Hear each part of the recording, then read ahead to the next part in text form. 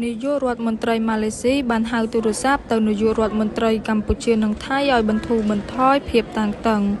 លោកអាន់វ៉ាអ៊ីប្រាហ៊ីមនាយករដ្ឋមន្ត្រីម៉ាឡេស៊ីបានតាក់ទងមកកាន់នាយករដ្ឋមន្ត្រីកម្ពុជានិងថៃដើម្បីពិភាក្សាពីការផ្ទុះអាវុធដែលកើតឡើងនៅតំបន់ព្រំដែននៅប្រទេសទាំងពីរលើបណ្ដាញ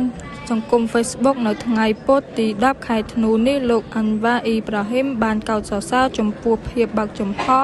និងឆន្ទៈរបស់មេដឹកនាំទាំងពីរក្នុងការបន្តការចរចាដើម្បីបន្ធូរបន្ថយភាពតានតឹងនិងជៀសវាងការយល់ខុសដែលអាចធ្វើឲ្យស្ថានភាពកាន់តែអាក្រក់ឡើង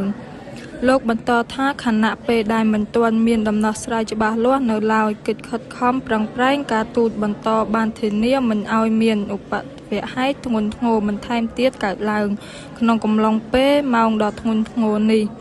បើតាមលោកអាន់វ៉ាម៉ាឡេស៊ីនឹងបន្តគាំទ្រការសន្ទនាប្រកបដោយសុវត្ថិភាពដំណោះស្រាយដោយផ្អែកលើច្បាប់អន្តរជាតិនិងកិច្ចសហប្រតិបត្តិការក្នុងតំបន់ដើម្បីរក្សាស្ថិរភាពនិងសុវត្ថិភាពនៅតំបន់របស់យើងជាមួយគ្នា